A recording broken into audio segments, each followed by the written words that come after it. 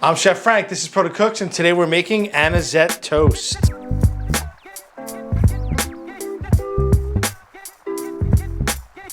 Anisette toast is one of those things that brings me back to my childhood.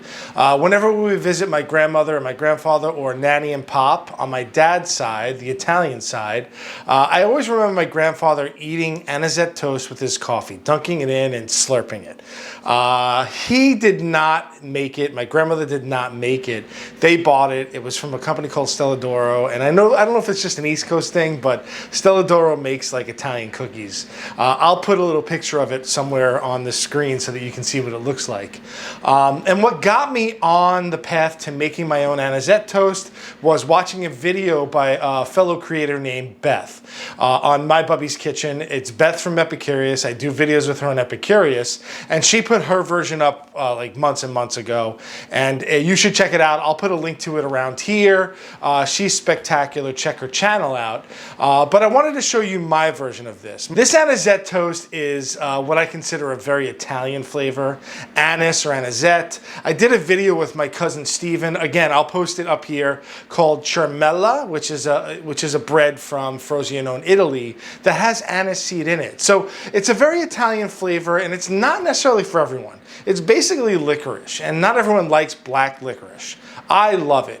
And you'll see a lot of flavors like that in Italy, like Campari, something that's bitter, or something that's sweet and bitter. So give it a try. If you don't like black licorice, you might not like it, but I think it's wonderful, especially with a cup of coffee. Anisette toast is basically a biscotti, which is just an Italian cookie that's cooked twice. You bake it in a loaf, you slice it, then you bake it again so it gets a little crunchy. With this version, or my version of it, I don't make it super crunchy. I want it to be a little soft and not as like firm and dense. For my Anisette toast, this is what you're gonna need: butter, flour, sugar, eggs, ground up anise seed, salt, baking powder, baking soda, and anise extract. Before we start cooking, I want to talk about some of the ingredients. Anise seed, this is not fennel seed. This is anise seed. They're really small. Fennel is a lot bigger. I think fennel packs a little less punch. Get yourself some anise seed. It's not that expensive, right? And what I did with this is I just ground it up. I got some of my anise seed. I have a coffee grinder. I grind it up until it's a powder, and that's what I use in this. Just as a quick side note, I have a coffee grinder that I use for just grinding spices. The other ingredient is anise extract. Whatever brand you prefer. This one's pretty good. I tried to make my own anise extract. It's not as strong. This has a little more oomph to it, a little more power. So I bought some anise extract. First thing I want to do is mix my dry ingredients together in a bowl. So I got my flour. I have my baking powder, baking soda, and salt. Salt's always important. Remember that. Salt is a flavor enhancer. If you don't add salt, it's going to be bland. And then my ground up anise seed, right? And then what I do is I just whisk this together so that I don't get any like pockets of baking powder and baking soda. I whisk it together. I love that smell. The anise smell just gets me every time. So let's set this aside and then we'll deal with the wet ingredients. Now we're going to deal with the wet ingredients and we're going to cream them together. This is a basic cookie, believe it or not, and we're using the creaming method, which means we're going to take our butter. It's softened, and I'm going to put it into the mixer with a paddle. I'm going to add my sugar to that. And we're going to cream this together. It's got to be a little light and fluffy. Don't start at too high a speed. Just go slow and start gradually ramping it up. All right, what I like to do here is just scrape my sides down, make sure that I'm getting everything in there. It might not get super creamy. It'll get creamy once the eggs go in. So let's let it go another minute. All right, those are combined well. What I'm going to do now is I'm going to crack my eggs into a bowl. I try and crack them into a bowl just because I don't want any shells in this. Whenever I see someone crack their egg on the side, there's always a chance of getting shell in there, and I don't want that. I'm also going to add my anise extract to my eggs. Right? I'm doing a fair amount because I want this to be nice and flavorful. Anise extract's in. Now I'm going to turn this back on, and I'm going to add one egg at a time.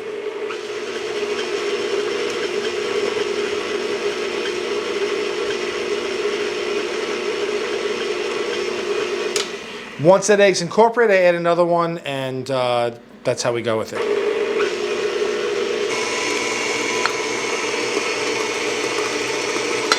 Once I add my eggs, I'm gonna scrape down my sides because butter and sugar likes to stick to the sides and the bottom. And I don't want it to be lumps. I want it to be incorporated fully. So just scrape your bottom, scrape your sides, go back in. All right, it's time to add the flour. And I'm gonna add everything all at once. Now, there are some people that say add a little flour here, a little flour there. I add it all at once. There's a fair amount of fat in this and sugar, so they're not gonna get tough. So I like to add all my flour in at once. Try not to get it everywhere. I usually do. And we're gonna mix this until it forms a dough.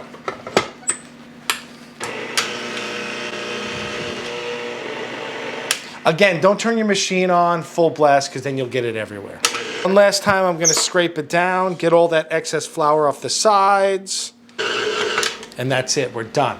We can put it on the pan and bake it. Let me clear the mixer away and I'll show you how to do that. So the dough is done. My oven is preheated at 350. I have a sheet tray with some parchment paper. If you don't have parchment paper, just put a little bit of grease or, like shortening on the tray. Now my dough is done, so I'm gonna just scrape it off the paddle. Get as much as you can off of there, right? Put that aside, and then we can get this out onto the tray. Now what I try and do is form it all together at this point, get it onto my tray in one big lump. I'm not too worried about the shape at this second, but I will be worried about it once I get all the dough out. Now what I like to do with this is form it with my hands. And in order to do that, not sticking, I get a little bit of water on my hands. I have a little thing of water. I get my hands a little bit wet. And now I'm gonna form it into a long, skinny log, right? So it's about 2 inches wide, about 1 inch tall, maybe ½ inch tall, but I don't want it to be too wide because it will spread. So I usually try and go on the thinner side for this because I don't want these to be huge. So what I'll do is I'll just get the water on my hands and spread it and try and make it as even as possible. And then I can go into the oven for the first bake. Because remember, we're baking these twice. So first bake is done. You can see, it's hot, that it's kind of spread out. It's nice and even. And when I press on it, it kind of bounces back a little. It's not soft and squishy. It took about 25 minutes to get to this point. So what we're gonna do now is wait about 5 minutes. I'm gonna save my tray, take this off the tray and slice it and then put it back in the oven to toast. So this is rested for about 5 minutes. What I'm gonna do, I'm gonna move it over. Leave my tray there, get my spatula and get this off. Actually, you know what I'll do? I'll just carry it over. I don't want it to crack. I want it to be in a whole piece. Parchment goes back onto my tray. And what I'm gonna do now is slice. Right, you want it to still be a little warm. You don't want it to be cold, but if it's super hot, it's gonna crumble and shred. So get yourself a nice serrated knife and saw, right? We're not chopping, we're using this like a saw. Now, I'm gonna move this over, get my tray back here, and I'm gonna line these up. Line it up.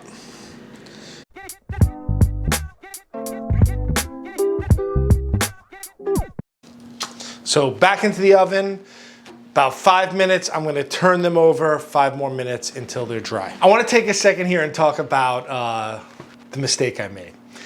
When I started to cut into the loaf of the cookies, I noticed that the center was a little underbaked. Now in the end, I knew it was gonna be okay, it was gonna be good to eat, but it wasn't perfect. And a lot of times when we make videos, you want things to be perfect. But I wanted to highlight the fact that sometimes things aren't perfect, but you can eat it. It's not as beautiful as you want it to be, but it's still gonna be really tasty. And at the end of the day, I'm an impatient cook. I'm not a patient baker. So that's why sometimes when I bake, things aren't gonna be perfect. All right, they're done. Don't they look good? Don't they smell delicious? I wish you could smell this. My dad always used to say, I wish we had smell-o-vision, but we don't. So what I'm gonna do is I'm gonna leave them on the tray until they'll cool completely. I don't put them on a rack. I still want them to toast a little, so if you leave them on the tray, they'll get nice and toasty. Now's my favorite time to taste. I made myself a little pot of coffee. And I know my grandfather used to drink his coffee with milk and sugar. So that's what I'm gonna do. Actually, that's how I take it too. A little bit of milk, a little bit of sugar. Actually, I'm using cream. Right, so like I said, these go so well with coffee. I'm gonna give it a taste first without the coffee and then give it a taste with it, okay? So.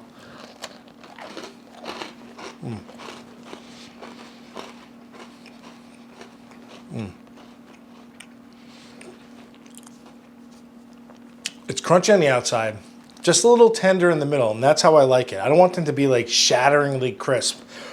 Crisp on the outside, soft in the center. Let's get a little cup of coffee and dip it in. Give it a slurp like my pop used to. Always a slurp. Oh my gosh. It goes so well with coffee. These flavors bring me back. It makes me think of family and time with my grandparents. And I always find that if food can transport you back to those times, it makes it that much better. I hope you enjoyed this video. If you did, give us a thumbs up, like, and subscribe. We have merch in the description down below. Merch. We have a P.O. box down there as well. I want to thank my Patreon patrons for sticking with us and supporting us. Thank you so much. And that's my Anisette toast. I'm Chef Frank. This is Protocooks. Have a good one.